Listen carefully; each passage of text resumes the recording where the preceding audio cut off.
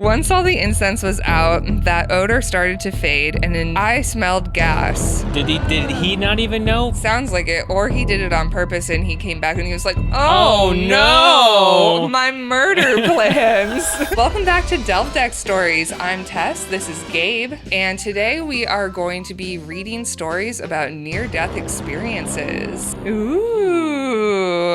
Our first story is from Meredith. It is from our deep dive beach ball. What's the biggest metaphorical bullet you've ever dodged? My husband and I were almost killed by an Airbnb. This is classic horror movie. Barbarian. A few years ago, my husband treated me to a weekend away after having completed a major project at work successfully. The weekend away was supposed to be a celebration of the project's success, and he'd rented a cute little treehouse style cabin in the mountains. That sounds adorable. I want to go there. It sounds... Where is it? Very cute. When we got to the rental, the first thing I noticed was all the incense. The place had a kind of boho chic vibe, and the host had some incense going to set the mood, I guess. What is it covering up? I am very easily annoyed by smells, and the heavy incense fragrance was making me sneeze and making my eyes water. The host lived in a neighboring home and greeted us to hand off the keys. He told us he still had some linens in the dryer and would drop them off in a few hours. We said this was fine because we were going to get dinner, so he could drop them off when we came back. I don't know. I feel like once you're there, the host needs to stay away. Yes. In my opinion. Yeah. Please, just leave him on the leave him on the step. Don't come in. As soon as the host was gone, I stubbed out all the incense and of course did it while muttering about how much I hate incense. Uh-oh. Once all the incense was out, that odor started to fade and a new odor began to take over. I smelled gas. It was early spring at this point, and when I mentioned the smell, my husband said maybe it was because the heat had just been turned on, and sometimes that can create a smell. This was early spring in the mountains, so it was still rather cold outside, and the heat had probably been turned off until shortly before our arrival, since the cabin was a rental. Okay. We left to get dinner, and when we came back, the smell of gas was overwhelming. There has to be a gas leak in here. Can you not smell it? I said once we stepped back inside. At this point, the host had just stepped inside to drop off towels, and he goes, "Holy shit, gas!" Oh no! Did he not even know because of the incense? I guess so. So he didn't do it intentionally to cover up the incense. Or the gas smell. Sounds like it. Or he did it on purpose and he came back and he was like, oh no! My murder plans. The host realized the cleaners had probably bumped a knob on the stove earlier in the day, and gas from the stove had been pouring into the cabin all afternoon and evening. Yeah, blame it on the cleaners. Bumped it. He's like, no, I definitely didn't burn incense to... It was those cleaners that I don't actually have. Yeah, I don't know. I don't trust anyone. We turned off the knob for the gas on the stove and opened all the doors and windows to air the place out. Thankfully, the trip was still salvageable and the gas/odor cleared out once the oven was off. The only reason any of us even realized the gas was on was because I stubbed out the incense. If I hadn't done that, the incense would have continued to mask the odor and we likely would have died of carbon monoxide poisoning. This is what I'm saying, and like maybe it was a mistake. Let's hope it was. Yeah. But I've been watching some Airbnb murder movies lately. Oh, yeah? And yeah. I mean, you got Barbarian, but there's also, it was like directed by Dave Franco. Barbie. Barbie. No. I think it was called The Rental. That sounds familiar. Yeah. It sounds like it would be. It was another Airbnb murder movie. Some horror movie where it's Please like the blank. fact check me if I'm wrong. Yeah. I almost had an experience just like that. In an Airbnb? Yeah. In a treehouse? No, not an Airbnb. When we moved into our apartment, the first night we were there, the power, there was no like transfer over period where like the last tenant had paid for electricity and such. So we came in and everything was dark. So we were like, all right, let's start putting away some of the things that we have to, like in the fridge. And they were like, oh, the fridge isn't working. But then we're like, what's that odor? And then we realized we were like, it smells like gas. So we put all the windows up and we were very afraid to sleep there that night. But, you know, we had the windows up, so kind of like let all the air out. Only to later find out then this is like, you know, vintage retro gas stove. There was a slight leak in there, and the maintenance guy and like the expert, vintage stove guy came over, and they're like, "Oh The yeah, expert vintage. that's what he was." stove They like guy. there was and so the trick is for anyone watching, you put the same thing you do with a tire that has a hole in it or like a leak. yeah. You put like soapy water so that you could see where the gas is filling the bubble. And then they found it was in one of the hoses, and then they repaired it. But Wow. we almost died too. I mean, watch out for gas leaks and They're serious don't business. That's why you should always make sure that you have batteries, up-to-date batteries, in your carbon monoxide. All right. Next story. What is the luckiest thing that ever happened to you? This is from our Joy Deck. Oh. A joyful near-death experience.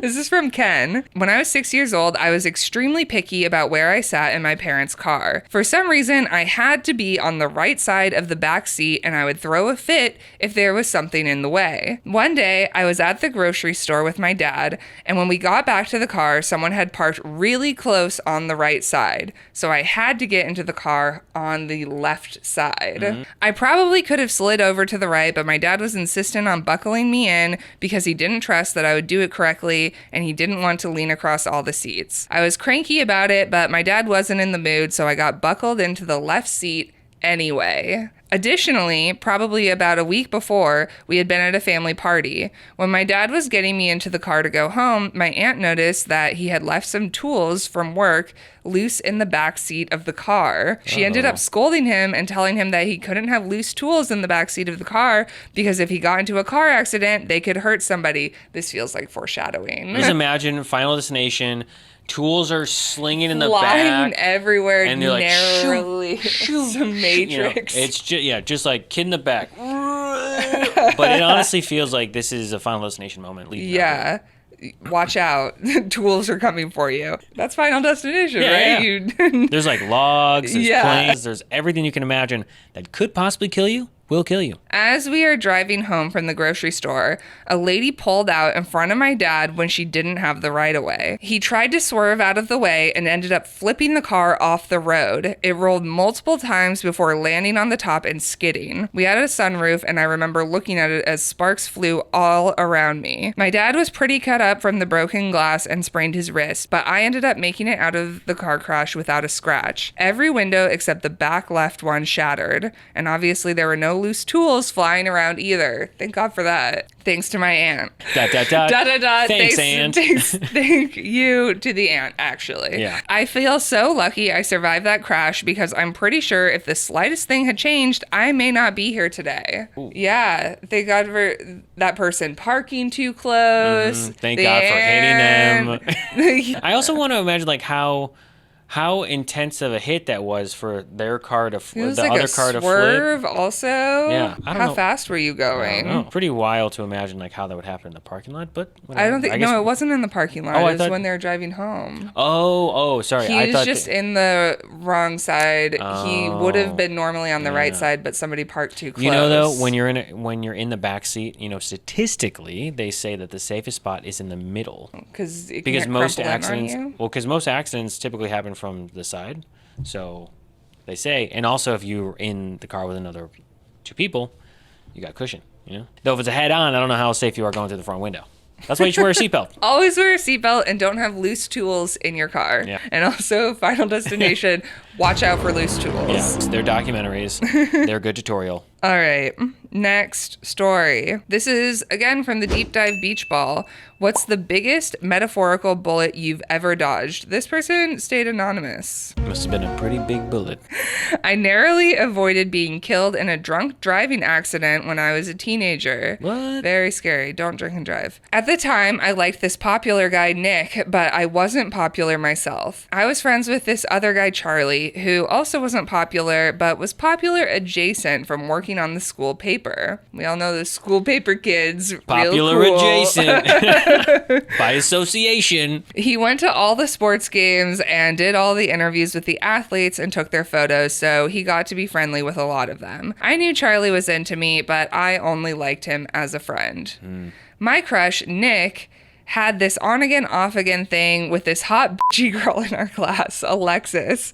I mean, that just sums up high school Alexis. right there. Yeah. You're like on again, off again, high school jock, cheerleader, popular hot girl. And one of their many breakups happened to coincide with spring break. I knew there was a huge house party happening at a classmate's house that weekend, and I knew Charlie was invited, so I begged him to invite me along so I could try to talk to my crush. Fair. This also feels like a rom-com teen, like a 90s, early 2000s movie. Like, this is what we're setting up to here. Yeah, but she almost dies. Yeah, no. This isn't a rom-com. Yeah, it turns out it's actually a thriller. Charlie invited me to the party, and like an idiot, I of course started drinking to seem cool, along with everyone else. Nick was there and his ex was not, so I tried to make my move, and miraculously, he actually seemed interested in me, or he was just drunk, who knows. Then the ex, Alexis, showed up at the party with one of Nick's friends from the basketball team, and they are clearly together. This seems to make Nick act even more interested in me, maybe to make Alexis jealous. Nick invited me to play beer pong with his friend, and the ex acted like everything was cool, but something also just felt off, like he was doing it for show more than because he liked me. This other couple Nick was friends with started hanging out, and we were all playing games together and goofing around. It got late, and Nick was like, "We are going to go to Waffle House. You should come with."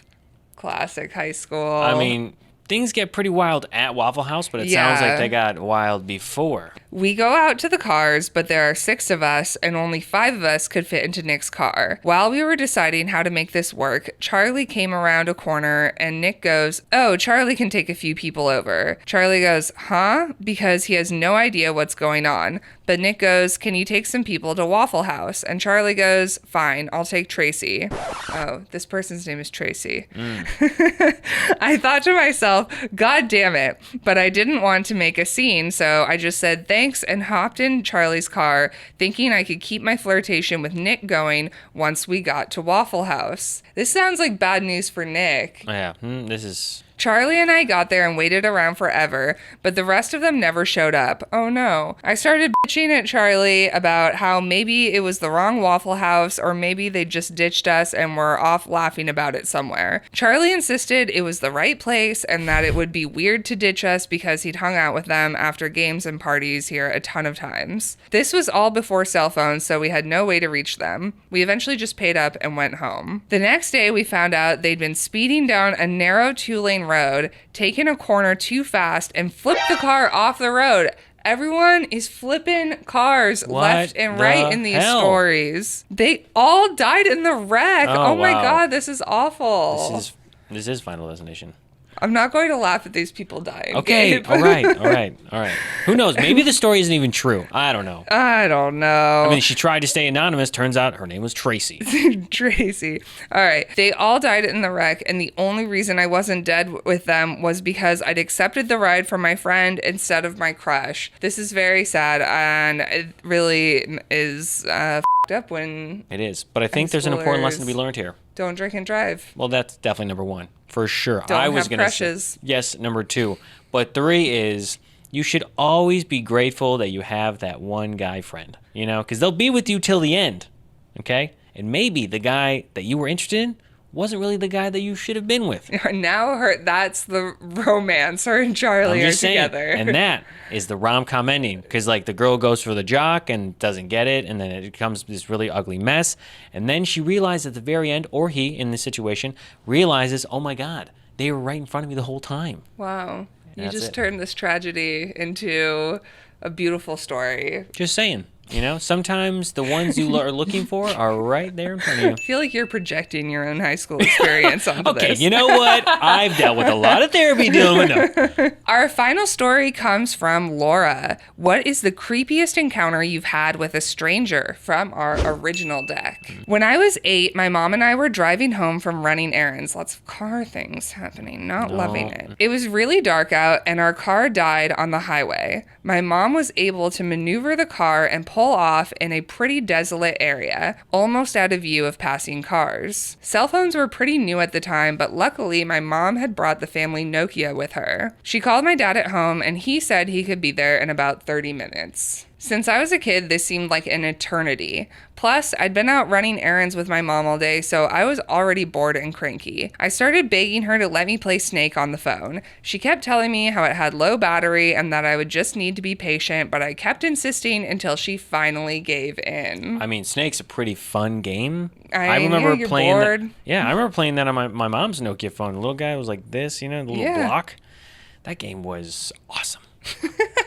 I only got a few games in before the phone died, and I was back to being stuck in the pitch black car with nothing else to do. And now no cell phone. Yeah. Way to go. Way to go, Gabe. Whoa. At least we had fun. At some point, we saw headlights coming up, which I assumed was my dad. I sat up and excitedly started waving. The car pulled over, and then I realized that's not my dad's car. It's a pickup truck. A middle-aged guy with a large coat and a tattered hat on stepped out of the truck and starts walking towards us. Not good. It was like some Jeepers Creepers stuff right here. My mom immediately locks all the doors and tells me not to open them. I remember he had this crazy smile and super wide eyes. He knocked on my mom's window and she cracked it the slightest bit. Oh no. He started talking to my mom through her window, offering to help while repeatedly glancing back at me. I remember being so scared of the way he was looking at me. I would be too. Gross. If there was a random older man that came up in a pickup truck and it was like tattered clothes and a trench coat and trench. Knock, knock, knock. I can help you. Let me help you. Let me help you. Take my strong hand. My mom starts telling him that her husband was already coming and thank you for offering, but we'd be okay. He starts walking away, but then turns around and comes right back. He tells my mom, actually, your husband was the one who called me and said I needed to come help. Dude, nobody's believing that. No one's believing that. What's my husband's name? Yeah, and also, why would he do that? He's not doing that. I was terrified, but seeing how scared my mom was making me start to cry. My mom tells him that my dad wouldn't do that and that she knew he was on his way. The man kept saying, no one is coming for you. You have to let me help you. The husband's dead. No, I hope not. He even tried opening the door at one point. Dude, ugh. No. After that, my mom rolled up her window and told me not to look at him anymore. Then he started pounding on the window and yelling that she had to open the door and that he's just trying to help her. If you're trying to help, you're not pounding on someone's door. You're not in the middle of the night while their car's dead and their kid's in the backseat. No, you're not. Yeah. You're obviously not trying to help and you're not doing a good job hiding it. Yeah, hitting the car or attempting to hit someone else and be like, why won't you let me help you? I'm a good guy, I swear. I remember closing my eyes, covering my ears, and crying in the back seat while this went on for what seemed like forever. Finally, my dad got there, and apparently his headlights scared the guy off. He immediately ran back to his truck and drove away. It was a super creepy experience, and I have no idea what would have happened to us if my mom didn't bring that Nokia with her. Yeah, that's awful. Just imagine if you didn't play Snake on the phone. If you didn't play Snake, then maybe you'd have phone to call the dad or call 911. Call the cops or something. Yeah, that is terrifying. What would you do in all of these experiences? This is, getting lucky. And I don't know that I feel like we've talked about what you need to do, which is check for gas leaks. Mm-hmm. Don't burn incense. Mm-hmm. Don't drink and drive. Statistically, you're safer if you sit in the middle back seat. Mm-hmm. And then, also do not let the window open or the door open for anyone who... You don't know. Yeah. And if you're trying to be a creep, don't make it so obvious. Right. That's it for Delve Deck Stories. Thank you so much for watching. If you liked this video, please like, subscribe, check out some of our other videos, and if you would like to share one of your stories with us, you can go to share.delvedeck.com. See you next week.